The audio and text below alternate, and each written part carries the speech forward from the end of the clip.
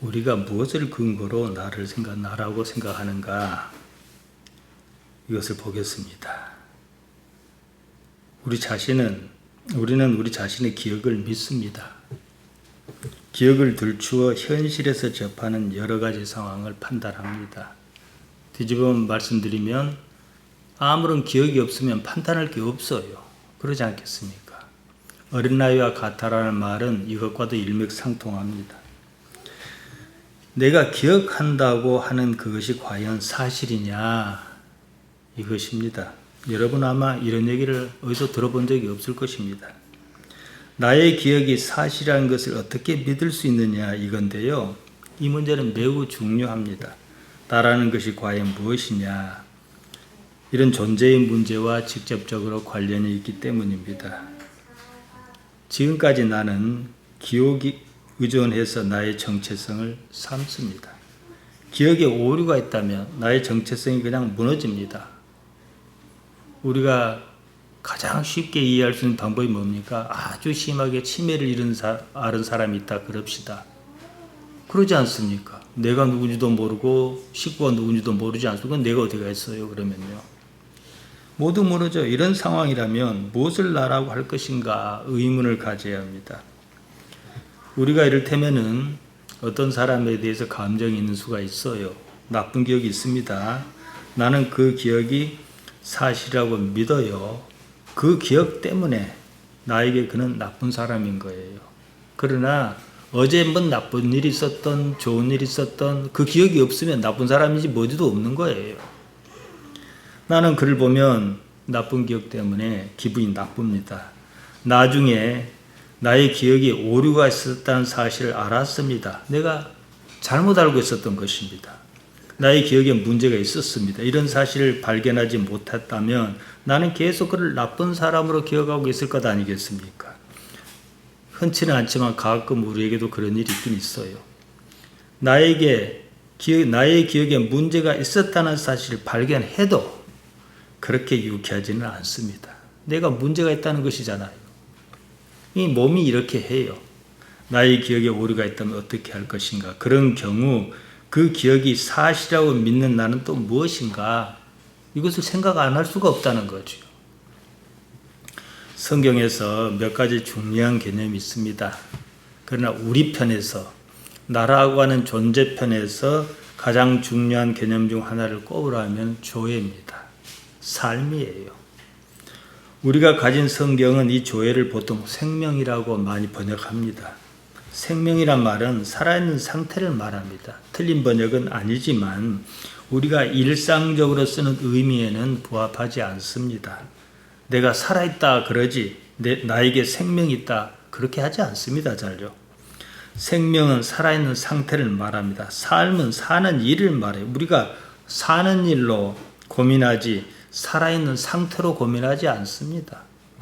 조회를 생명이라고 번역하는 바람에 조금은 현실적인 개념에서 멀어집니다. 이 자꾸 관념적으로 어디로 간단 말이죠. 조회를 삶으로 이해하는 것이 의미 전달에 훨씬 쉽습니다. 요한복음 8장 12절부터 우리가 함께 읽었지 않습니까? 8장 12절에 보면 예수께서 또 일러 가라사대 나는 세상의 빛이니 나를 따르는 자는 어둠에 다니지 아니하고 생명의 빛을 얻으리라. 이 생명이란 말 나옵니다. 생명의 빛을 얻으리라. 생명의 빛을 얻다. 이게 무슨 말입니까? 우리가 그걸 다 이해 못하는 건 아니에요. 그러나 분명하지는 않습니다. 관념적인 언어라서 그렇습니다. 생명의 빛이란 말 그대로 헬라 말로 옮기면 토포스테스 조였습니다. 단어 앞에 붙는 토나 테스 이건 관사라고 합니다. 우리말에는 없는 건데요. 영어권 언어에서는 이게 이제 앞에 붙으면서 수라든가 남성이냐 여성이냐 아니면은 중성이냐 이런 사물은 중성 아닙니까? 이렇게 나타내기도 하고 우리는 그렇게 잘 구분 안 해요. 또 격을 나타내기도 합니다. 그러니까 포스란 말이 나오고 조회란 말이 나오는데 포스는 빛입니다. 조회를 여기서는 생명이라고 번역했단 말이에요. 생명의 빛 이렇게 했잖아요. 생명이란 말은 숨을 쉬고 있느냐 숨을 쉬고 있지 않느냐 이런 의미로 쓰입니다. 우리가 숨을 쉰다고 해서 다 사는 건 아니지 않습니까? 숨만 쉬고 있으면 사는 것이냐 이렇게 따져볼 수 있죠. 중환자실에 누워있는 환자처럼 말이죠. 조회는요, 그렇기 때문에 그냥 삶이라고 이해하는 게 좋습니다. 요한복음 8장 12절을 이해하기 쉽도록 번역하면 이렇습니다. 또 예수께서 일러 가라사대 나는 세상의 빛이니 나를 따르는 자는 어둠 속에 살지 않고 그 빛에 그 삶에 빛을 지닐 것이니라. 그 삶에 빛이 있을 것이니라. 이게 현실적인 의미입니다. 생명의 빛이 있다. 삶의 빛이 있다. 이 두 가지 중 어느 것이 의미가 잘 통하겠습니까? 성경을 번역하는 이유는 우리가 원래 말에 익숙지 못하기 때문에 우리말로 바꿔주는 거거든요. 그렇기 때문에 번역이라는 것은 원래 의미를 이해하기 쉽도록 하는 것이 가장 좋습니다. 삶에 빛이 있으니까 삶이 어두워요. 골목이 밤에 그냥 깜깜해버려. 그럼 다니기 어렵잖아요. 그 빛이 있으면은 걸려 넘어지지도 않고 실수하지도 않을 것 아니겠습니까? 잘못 살지 않을 것 아니겠습니까? 하마리떼아는 뭐예요? 삶이 어두운 거지요. 우리가 잘 아는 말씀 요한복음 3장 16절입니다. 하나님께서 세상을 이처럼 사랑하사 독생자를 주셨으니 이는 저를 믿는 자마다 멸망치 않고 영생을 얻게 하려 하심이라. 영생이란 말 나옵니다. 영원한 생명을 줄임말입니다. 원문을 보면 조엔 아이오니온, 조회를 역시 생명으로 번역한 겁니다. 영원한 생명, 영원한 삶, 어느 쪽이 이해가 쉽겠습니까? 영원한 생명을 유지한다, 영원히 산다, 어느 쪽이 더 현실적인 언어입니까? 우리가 살자고 교회 나오지 또 그래서 예수님 믿는 것이 아니겠습니까? 생명을 유지하자 이렇게 얘기하면 조금 학술적인 용어일지는 몰라도 그래요. 예수님을 믿는다는 건 살자 이 말이거든요. 삶 같은 삶을 살자는 거예요. 그래서 이 육체가 죽는다고 다 끝나는 건 아니기 때문에 삶, 이 죽음이란 건 육체의 문제거든요. 이걸 말합니다. 삶은요, 죽음이라고 하는 어떤 사건이 있어요. 근데 삶은 여기서 저기서 계속 이어지는 문제예요. 있는 것은요, 어떤 형태로든 영원히 있습니다. 없는 건 없어요. 모양이 바뀌고 뭐가 좀 바뀔지 몰라도 있어요. 있는 건 있고 없는 건 없는 거예요. 조금 고상하게 말씀드리면 존재는 항상 있는 것이다 이 말씀입니다. 제가 그래서 질량 보존의 법칙이니 질량 보존도 마찬가지, 에너지 보존도 마찬가지예요. 쉽게 말씀드리면 에너지 보존을 말씀드리면요, 휘발유나 전기랑 똑같은 거예요. 전기도 에너지를 만들고 휘발유도 에너지 만들잖아. 그러나 전기가 쓰게 된 편에 선을 타고 올 수도 있고 하니까 이 에너지 변환의 문제입니다. 그러니까 전기 자동차나 휘발유 자동차는 똑같은 거예요, 사실은요. 그러나 이제 전기는 바람으로도 만들 수가 있고 원자력으로도 만들 수 있고 만드는 그게 또 다양하지요. 육체가 죽는다고 끝날 것 같으면 삶이 육체와 함께 끝나는 것이라면 이런 존재는 애당초 아무런 의미가 없습니다. 아니, 살다가 죽을 것인데 뭐 하려고 했어요? 그냥 편한 대로 살면 그만이지요. 우리는 뭔가 그것은 아니다 싶어서 이 자리에 있는 것 아니겠습니까? 삶이 이러고 많은 것이라면 사실은 더 살아봤자 고통만 더할 뿐입니다. 날이 가고 세월이 가면 몸이 더 나빠지지 좋아지게 하겠습니까? 그냥 이대로 말 수는 없으니까. 또 몸이란 것이 전체적으로 안 좋으면요, 그냥 죽기가 쉬워요. 그리고 이거 관리하자고 부분적으로 안 좋은 걸 고치는 거예요. 이빨도 고치고 혈압약도 먹고 이런 거예요. 오래 살자는 게 아니에요. 그래서 일찍이 시편 기자는 말했습니다. 연수의 자랑은 수고와 슬픔뿐이다. 그것밖에 자랑할 게 뭐 있느냐. 시편 90편 10절이 그렇습니다. 어차피 죽고 말 삶이라면요, 그냥 한날 한시에 끝내는 게 가장 좋습니다. 기대할 게 없어요. 몸이 점점 나이가 들고 젊어진다면 또 모르겠습니다. 육신의 힘으로 살 거니까요. 성경은 조의 삶을 말합니다. 삶이 영원하다. 조엔 아이오니온, 존재는 항상 있는 것이다 이 말이거든요. 조회가 있고 난 후에, 왜 제가 이 말씀을 자꾸 강조하는지 좀 있으면 이해가 가실 겁니다. 이 삶이 있고 난 후에 하나님의 나라든 무엇이든 의미가 있는 거예요. 하나님의 나라 바실레이아 두 데오입니다. 하나님이 데오스거든요. 데오스의 나라, 하나님께서 다스리신다 이 뜻입니다. 나의 삶이 없는데 말이에요. 하나님께서 다스리시면 어쩌고 안 다스리시면 또 어쩌겠습니까? 나의 삶 있고 난 후에 하나님께서 다스린다는 사실이 비로소 의미가 다가옵니다. 존재의 문제. 그러니까 나의 존재를 제대로 확보하면 하나님의 살아계심도 더 알아차리기가 쉽다. 이렇게 이해하시면 좋겠습니다.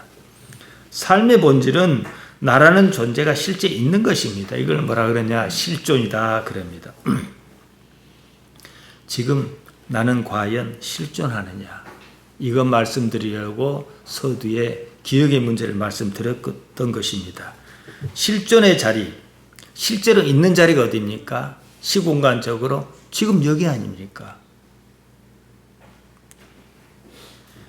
육체가 내가 아니라면, 육체가 나다 이렇게 규정할 수 없다면, 육체만 가지고 나라고 말할 수 없다면 다른 무엇이 있어야 합니다.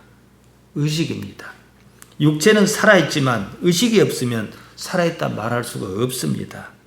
육체는요, 문제가 많습니다. 그래서 금욕주의자들은 육체를 죄악시하지 않았습니까?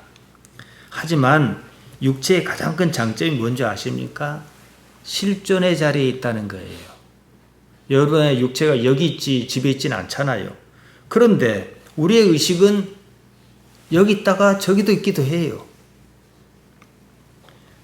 육체가 있는 자리가 실존의 자리입니다. 육체의 목적은요, 실존의 자리가 어디인지 알려주는 거예요. 반면 의식은 언제나 실존의 자리에 있지 않습니다. 육체가 여기 있어도 의식은 저 밭에 가 있을 수도 있고, 옛날 어느 시절에, 천년때 시절에 가 있을 수도 있어요. 실존의 자리에 없으면 일단 사는 게 아니에요. 조회가 아닙니다. 나는 그 의식의 주체여야 하거든요. 육체는 지금 여기 있습니다. 의식은 저기 어느 데 가 있습니다. 육체 따로 의식 따로. 이때 육체는 숨을 쉬고 있으니까 일단은 살아있는 것 아니겠습니까? 계속 이런 상태로 있다 그러면 그게 살아있는 것인가? 앞서 치매를 말씀드렸습니다만 치매와 같이 정신질환을 앓고 있다 그럽시다. 자기가 누군지도 모르고 자식도 누군지 전혀 알아보지 못합니다. 그런데 육체는 멀쩡합니다. 존재가 이런 상태라면 그것이 살아있다고 말할 수 있는 것이냐? 육체가 숨을 쉬며 살아있다고 해서 내가 살아있는 건 아니에요. 의식이 이미 떠나버린 사람이 있어요. 큰 사고로 병원 중환자실에 누워 있습니다. 그런데 사람들은 그 사람이 진짜 의식이 돌아올지 안 그러고 말지를 판단할 수가 없는 거예요. 그러니까 어쩔 수 없이 각종 기계장치를 동원해서 인공호흡기도 갖다 붙이고 막 영양제도 투입하고 그래서 살려둡니다. 그런데 딱 그 상황만 놓고 보면 그것이 살아있는 것입니까? 아무런 의미가 없습니다. 물론 보통 경우 조건이 맞아서 의식이 다시 돌아옵니다. 그걸 생각해서 함부로 할 수는 없는 거지요. 마찬가지입니다. 그런 일은 아닐지라도 육체는 여기 있는데 정신이 팔려 있어요. 딴 데 가 있어요. 그러다가 정신을 퍼뜩 차린 것이나 중환자실에 누웠다가 의식이 돌아온 것이나 뭐가 다르냐는 거예요. 아무튼 육체가 있는 지금 여기에 의식이 있을 때 조회다 이렇게 말할 수 있는 겁니다. 이건 매우 중요한 개념이에요. 저는 여러분은 이제 못 느끼시겠지만 2004년경부터 경험에게 길을 묻지 말라는 제목을 걸어놓고 이제 타이틀을 걸어놓고 설교를 시작했습니다. 경험 그 자체에 오류가 있다는 게 아닙니다. 경험을 기억으로 저장하고 꺼내는 과정에 오류가 있다는 것입니다. 저는 인간의 문제가 결국 이 문제다. 이 때문에 불행한 삶을 산다. 이렇게 봤습니다.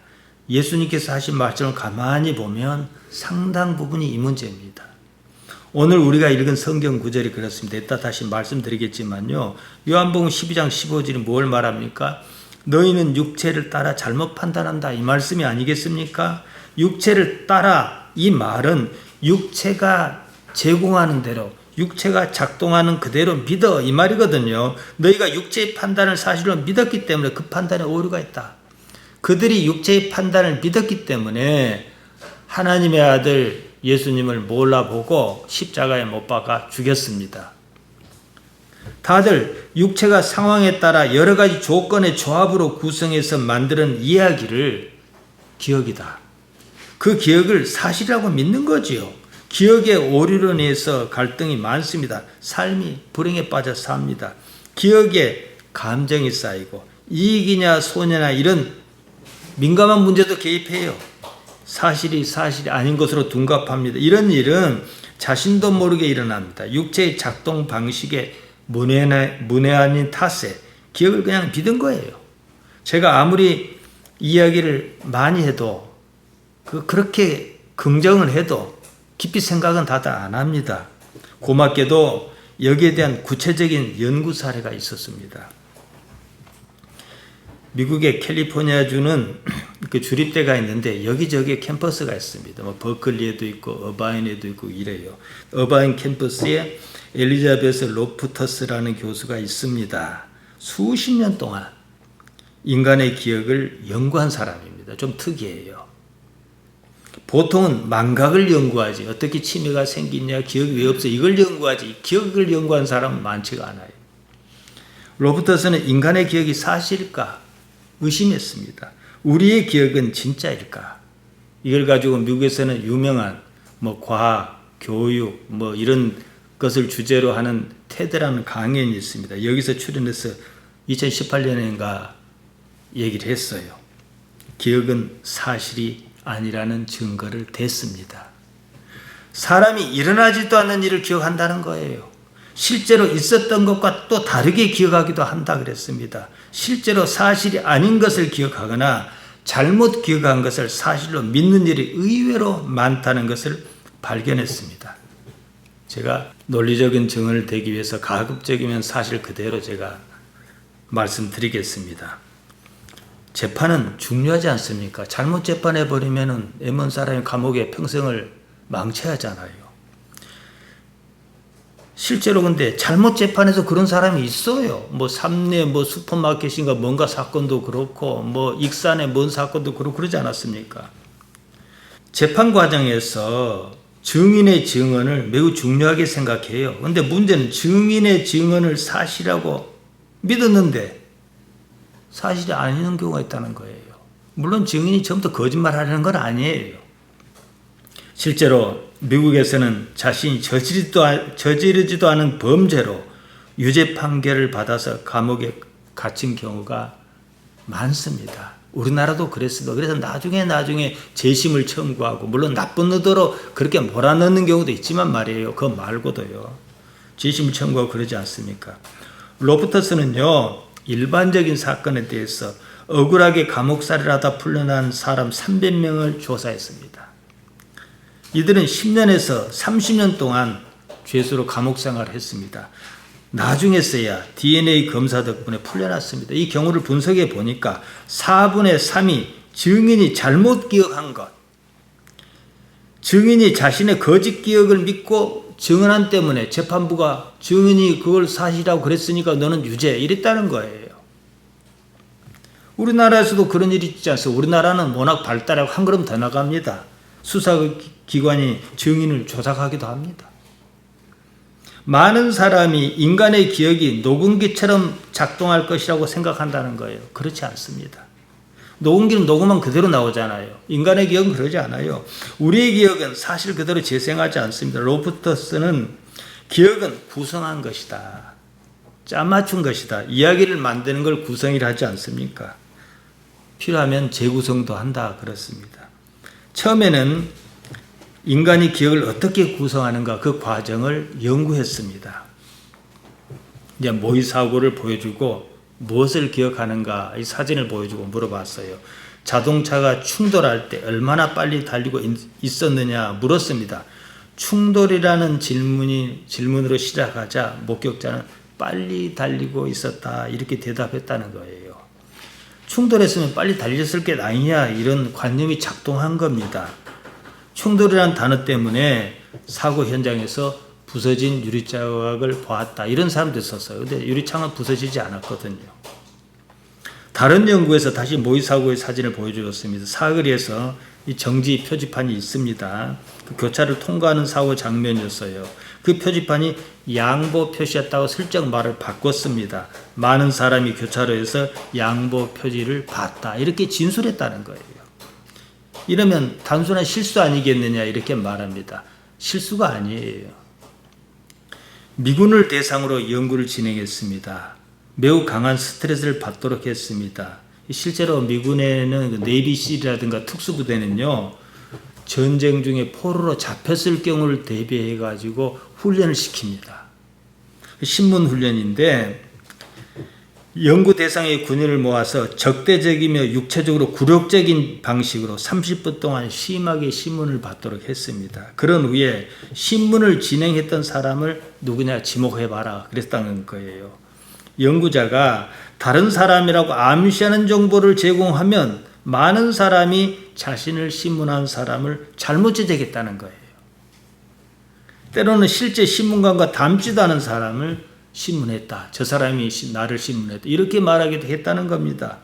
이런 연구가 말하는 바는 이렇습니다. 어떤 사람이 예전에 겪었을 수 있는 어떤 경험이 있지 않겠습니까? 그 경험에 대해서 정보를 잘못 제공하면 사람들은 자신의 기억을 왜곡하거나 혼동하거나 바꿀 수도 있다는 사실이었어요. 그래서 좋은 환경에 살아야 하는 거예요. 좋은 환경은 그럴 만한 게 적잖아요. 바꾸고 안 바꾸고 설령 바꾸더라도 좋은 기억의 조작도 있어요. 산타클로스 같이 말이에요. 현실적으로 사실이 아닌 거짓 정보는 어디에나 있습니다. 인터넷이 발달한 지금 시대는 더욱 심각하지요. 우리가 그런 정보를 얻는 것은 유도적인 방식으로 질문을 받았을 때뿐만이 아니라는 거예요. 다른 목격자가 의도적으로 혹은 의도하지 않았더라도 잘못 기억한 정보를 흘리기도 합니다. 우리는 우리가 겪었을 수 있는 어떤 사건에 대한 언론 보도를 보기도 합니다. 언론의 왜곡이라는 건 매우 심각한 거예요. 그래서요. 이런 모든 것이 우리의 기억을 혼동시키는 소재로 작용합니다. 텔레비전에서 어떻게 나왔다더라 그러면 거의 대부분 이걸 사실로 믿어요. 몇몇 사람을 대상으로 극단적인 기억에 문제가 있다는 것을 또 발견했습니다. 우울증이라든가 식습관 문제 같은 것을 겪는 환자였습니다. 치료를 마쳤을 때 다른 문제가 또 불거졌다는 거예요. 극도의 공포를 주는 폭력이나 악마의식. 서양 사람들과 악마 많아요. 때론 정말로 기이하고 보기 드문 요소에 대해서 극단적으로 기억했다는 거예요. 한 여자가 심리치료를 마치면서 자기가 수년 동안 악마의식에서 제물로 강제로 임신당해서 아이를 옆구리로 빼냈다고 그랬어요. 아이를 옆구리로 빼냈으면 그 기억이 사실이라면 옆구리에 빼낸 상처가 있어야 할 것 아니겠습니까? 그런 증거는 없었어요. 자, 여러분 보세요. 이 심각해요. 중요합니다. 종교에는 자신도 모르게 이런 일이 많습니다. 로프터스가 이 사건을 접했을 때 의아심이 들었습니다. 이런 이상한 기억은 어디서 생겨났을까? 악마가 임신을 시켜가지고 옆구리로 아기를 빼냈다 하는 것은 있을 수 없는 일이잖아요, 보통은요. 근데 어떻게 이런 기억이 생겼을까? 그런 경험이 있을 수도 없는 거예요. 이런 상황 대부분이 일부 특정한 형태의 심리치료와 관련이 있다는 사실을 알았어요. 질문을 던졌습니다. 심리치료에서 계속하는 어떤 일이 상상훈련이나 해몽, 최면이나 잘못 알려진 정보의 노출 이런 것을 통해서 이런 환자가 아주 기괴하고 일어날 것 같지 않은 기억으로 어떻게 이끄는 것인가? 그랬습니다. 자, 생각해 보세요. 전생이니 무엇이 마찬가지예요. 그런 거 없어요. 근데 그렇게 믿도록 하는 어떤 환경에 처해지면 내 전생, 내가 어렸을 때의 전생이 어떻게 태어났더라 있는 것처럼 얘기가 나와요. 로프터스는 이런 심리치료에서 사용하는 과정을 연구하는 실험을 기획했습니다. 다양한 거짓 기억의 발달에 대해서 조사를 해봤죠. 첫 번째 제한 방법을 사용했습니다. 6살 어린 시절에 상점가에서 길을 잃고 겁에 질리고 울고 있다가 나이 든 어떤 사람이 가족을 찾게 해줬다는 얘기를 구성했어요. 실험 대상자 4분의 1이 이런 기억을 심는 데 성공했다고 합니다. 그렇게 믿는 거죠. 훨씬 드물고 스트레스도 많은 상황에 대한 풍부한 거짓 기억을 심었습니다. 어렸을 때 물에 빠져 죽을 뻔했다가 안전요원이 목숨을 건졌다. 나는 경험한 적이 없는데 그런 기억이 절반 가까이는 심어졌다는 거예요.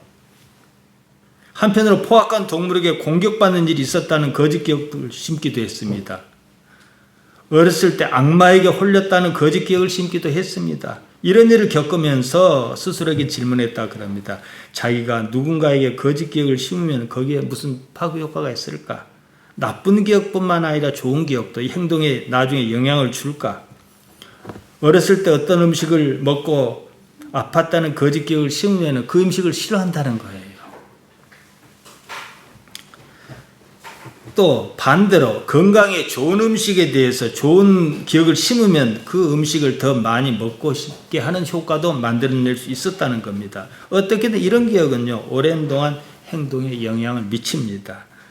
사람은요, 자신의 기억을 소중하게 생각합니다. 그 기억이 자신의 정체성을 나타내기 때문입니다. 자신이 누구인지 어디서 비롯한지 알게 합니다. 하지만 기억에는 얼마나 많은 사실과 다른 내용이 들어있는지 말이에요. 이걸 알 필요가 있죠. 로프터스는 이렇게 결론을 냈습니다. 누군가가 나에게 무엇인가 자신 있게 얘기했기 때문에 사람은 남에게 내 얘기를 믿게 하려면 어떻게 해요? 자신 있게 얘기를 하잖아요. 물론 사실 있었기 때문에 그렇게 얘기도 하지만은 또 사소한 부분까지 말했기 때문에 그래서 사기꾼들이 자신이 있어요. 또 사소한 부분까지 얘기를 해요. 거기에 적절한 감정까지 표현했기 때문에 그 일이 정말로 있었던 일은 아니라는 것입니다. 우리에게 옳은 기억과 거짓 기억을 안전하게 구분할 방법은 없습니다. 그런 발견으로 해서 자신의 친구나 가족이 하는 기억의 실수를 이해할 수도 있다는 거예요. 아침에 제 아내가 당신 시계줄을 바꿔놨냐 그래요. 아니 그런 적이 없다. 아니 내가 안 바꿨으면 당신 말고 누가 바꾸겠냐는 거예요. 저는 안 바꿨거든요. 있을 수 있는 일이에요. 그러나 저는 이 구조를 알기 때문에 아니 바꾸지도 않은 애먼 사람에게 바꿨다고 그러냐 하고 화를 안 낸다 이거예요. 그럴 수 있으니까. 이렇게 마무리했습니다. 그러니까 기억이란 것은 자유와 마찬가지로 연약한 것이다. 이렇게 결론을 맺었습니다. 기억은요, 온전한 것이 아닙니다. 기억은 과거 일을 소재로 한 이야기예요. 이야기는 재미도 있어야 하고 막 그런 게 들어가잖아요. 그 당시 실제 있었던 사건은 기억이란 이야기를 구성하는 재료일 뿐이에요. 필요에 따라 얼마든지 재구성하기도 합니다. 왜냐? 육체가 그래요. 육체가. 이게 참 희한해요. 기억을 조작하기도 합니다. 그래야 살기 때문입니다. 기억조차도 육체의 일이라는 사실에 여러분은 주목해야 합니다. 종교는 고대로부터요. 뭐 나쁜 의도가 있어서 그렇다라기보다도 특성상 고대로부터 쇠뇌에 집중하고 선동을 일삼았습니다. 그렇게 몸집을 불렸습니다. 기억에 영향력을 끼치려고 했습니다. 알고 그런 건 아니지만 자기들 말을 믿게 하려고 그랬습니다. 누가 이익을 보든지 그건 둘째로 치고 사실은 사실이고 아닌 것은 아니어야 합니다. 이건 매우 중요합니다. 이것은요. 바리새인은요 예수님을 인정하지 않았습니다. 뭐 인정하지 않으려고 막 그냥 애를 쓰는 것 같았어요. 때문에 예수님께서 말씀하실 때마다 사사건건 물고 늘어졌습니다. 하다 못하겠으니까 이렇게 말하는 거예요. 요한복음 12장 13절입니다. 바리새인이 이르되 내가 너를 위하여 증언하니 내 증언은 참되지 아니하도다. 자기가 자기를 위해서 어떻게 증언하냐 이 말이죠. 그런데 어떻게 믿을 수 있냐? 내 말은 못 믿겠다. 이렇게 말하는 거예요. 율법에는 이제 무슨 사건이 생기면 두세 사람의 증인을 반드시 요구했습니다. 신명기 17장 6절에 나옵니다. 그래서 하신 말씀이 요한복음 12장 17절 18절입니다. 이렇게 나와 있습니다. 내가 나를 위하여 증언하는 자가 되고 나를 보내신 아버지도 나를 위하여 증언하시느니라.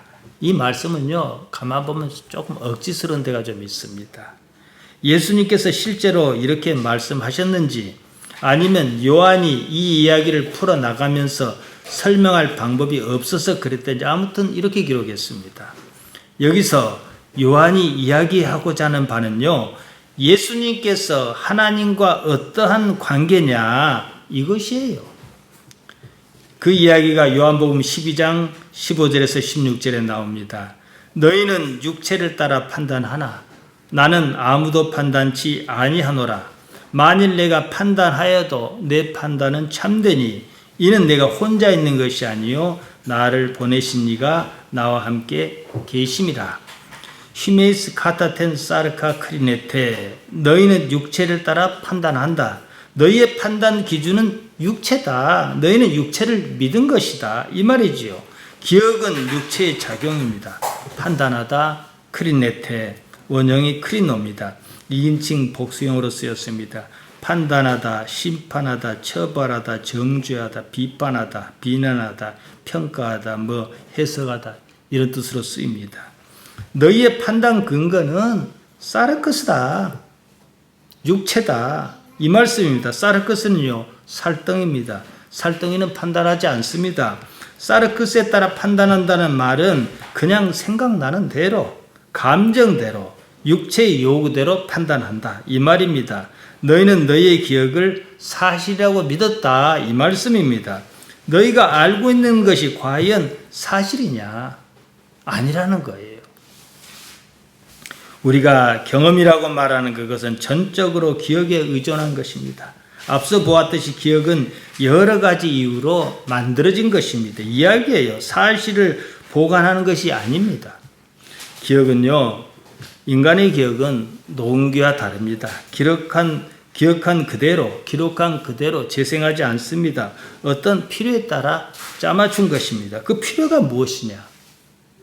육체의 생존 욕구에서 비롯한 욕망이 관성적으로 개입한 것입니다. 때문에 사실보다는 믿고 싶은 것이 우선입니다. 어째서 그런가? 로부터스의 강연을 말씀드렸습니다. 한때 피라미드식 다단계 판매가 사회 문제였지 않습니까? 신천지나 무슨 인터코민가 하는 데서 운영하는 열방센터 훈련이나 모두가 똑같습니다. 사실 기독교도 다르지 않아요. 원래 의도는 좋았을지라도 자기도 모르게 기억을 왜곡하는 과정에 빠져들어 버려요. 거짓 기억이 성장의 주요 동력입니다. 때문에 폐쇄적으로 자주 모입니다. 원하는 기억을 만들어내고 그것을 믿습니다. 이런 사람들은 바꿀 방법이 없어요. 남들이 볼 때 왜 기독교가 독선적입니까? 자기들만의 기억, 만들어진 기억에 빠져 살기 때문에 그런 거예요. 집단 체면 내지는 자기 체면에 가깝습니다. 정치적 선동도 마찬가지입니다. 여기서 발생하는 문제는 사실을 그렇게 중요하게 여기지 않는다는 거예요. 다 알지만 제주 4.3 사건은 영락교회 서북 청년회가 저지른 일 아닙니까?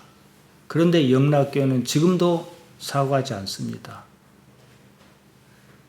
왜냐? 자기 정체성에 혼란이 생기거든요.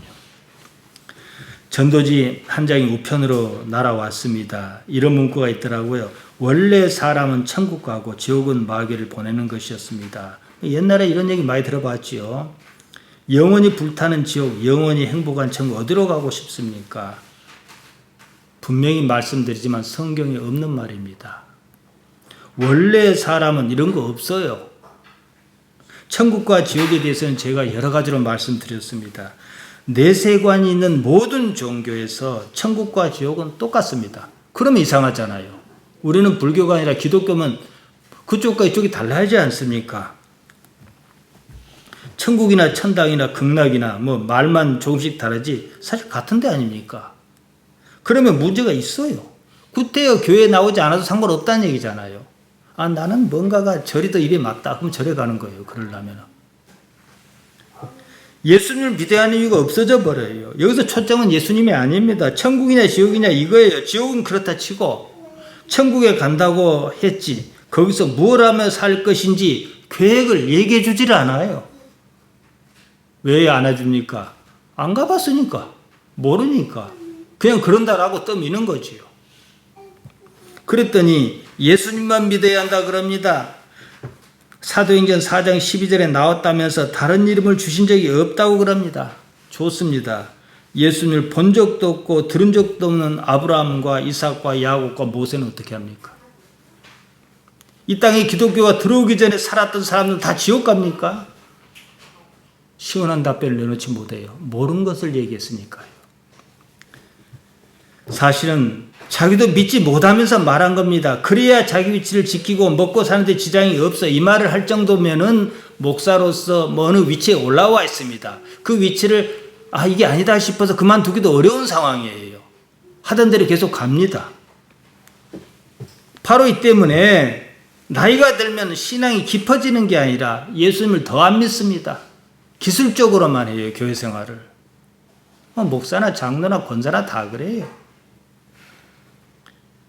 그래서 퇴직금 외에 어마어마한 전별금을 요구하기도 하고 자기 아들에게 자기 자리를 세습하고 그러는 거예요. 천국은 무슨 다 헛소리입니다. 정말로 그렇게 믿었다면 이 땅의 목사들 다 그렇게 살지 않습니다. 지금 교회 위기는요, 무엇이냐? 자기도 안 믿는 것을 전한다는 데 있습니다. 내가 정말로 그 새끼를 믿는가? 내가 잘못 알고 있는 것은 아닌가? 탐구하지 않아요. 기억은 육체의 작용입니다. 나의 의식작용이 아닙니다. 육체의 판단에 따라, 육체의 요구에 따라 원래 있었던 일이긴 하지만 그것을 소재로 만들어져요. 없었던 일도 만듭니다. 기억이 육체의 작용인 만큼 기억에는요, 수많은 이해관계가 개입합니다. 유리한 쪽으로 짜맞추고 해석합니다. 대개 우리가 하는 판단은 그것을 기반으로 합니다. 너희는 육체를 따라 판단하나 내 판단을 믿지 말라 이 말씀이에요. 왜냐? 네가 판단은 네 의식의 세계가 판단하는 게 아니거든요. 그러면 무엇을 믿을 것이냐? 믿을 것은 사실밖에 없다는 거예요. 사실이 뭐냐? 우리가 지금 가장 확실히 아는 것이 뭐냐? 지금 여기에요. 다른 것은 다 참고사항입니다. 현실적으로 존재하는 현존의 상태가 사실이라는 거예요. 그래서 제가 조회를 말씀드린 거예요. 육체는 비교와 평가에 능합니다. 살아남기 위하여 그렇게 진화했습니다. 육체는 무엇이 사실인지 아닌지 거기에 관심이 없습니다. 육체는 무조건 지켜야 하는 도덕명령, 정언명령이나 안 해봐도 알고 몰라도 아는 양지양능이야 이런 것은 바라지도 않고 기대하지도 않습니다. 그저 무엇이 생존에 유리하냐 이겁니다. 나이가 들수록 경험에 따른 기억의 양은 많아집니다. 노인의 지혜는 거기서 나옵니다. 이건 장점이에요. 반면에 크나큰 단점이 있습니다. 과거의 기억을 사실로 믿는다는 것입니다. 기억을 자기 정체로 삼으니까 굳건하게 믿으니까 성격이 어떻게 변해져요? 고집이 세지죠. 나 말 안 듣습니다. 나만 모르니까요. 내가 모르니까요. 내가 그거 다 해봐서 아는데 안 믿어요. 다른 것은요. 육체가 요구하는 대로 육체를 따라 판단하는 것입니다. 그런 만큼 지난 세월에 사로잡혀 삽니다. 즉 과거에 살고 있다는 얘기예요. 지금 여기에 살지 않은 뭐예요? 죽은 거라자 말씀드렸습니다. 이게 습관적으로 계속 가면은 죽은 삶을 살다가 그냥 죽고 마는 거예요. 살아있는 삶을 살아야 하는데 말이죠. 육체는 아직까지 지금 여기 있는데 의식은 지금 여기 없습니다. 그러면 죽은 거지요. 삶의 자리는 언제나 지금 여기 있습니다. 육체의 역할이 뭐라 했습니까? 지금 여기 있게 하는 거예요. 기억은 꿈과 같은 것입니다. 토가 귀모라는 말이 있습니다. 토끼에 뿔이 났고 거북이에 털났다 이 말입니다. 있을 수 없는 일을 가리키는 말입니다. 과거가 아무리 어떠했을지라도 지금 내가 사는 이 현실은 없는 일입니다. 경험은 참고사항입니다. 우리가 있는 그대로 현존의 상태여야 한다는 거죠. 사실은요, 지금 여기뿐입니다. 사실을 사실로 아는, 기노스코하는 것이 믿음입니다. 여기에 대해서는 제가 한 두어 차례 앞중과 그 앞중과 말씀드렸습니다. 여기서 다시 시작해야죠. 산은 산이고 물은 물입니다. 지금 여기만이 사실입니다. 과거는 아무리 그랬을지라도 사실이 아니에요. 그렇기 때문에 과거가 좋지 못하거나 남에게 피해를 많이 당했다거나 손해를 많이 봤거나 억울했거나 이런 과거를 가진 사람이 세상을 좋지 않게 생각하잖아요. 거기다가 이제 막 소설을 쓰는 거예요. 더더군다나. 그때는 사실이었을지라도 지금은 사실이 아닌 상태로 기억에 있습니다. 육체가 그것을 잘 활용합니다. 그저 죽지 않고 살게 하려고 말입니다. 육체가 가장 두려워하는 것은요, 죽음입니다. 그러니까 본능적으로 안 살라 그래요. 그리고 위험한 일이 닥치면 나는 의식도 안 하고 있는데 알아서 피해요. 불 가운데 있으면 나는 생각도 없는데 육체가 도망가고 있어요. 죽음이 두렵다면 아직까지는 육체에 매여 산다 이 말이에요.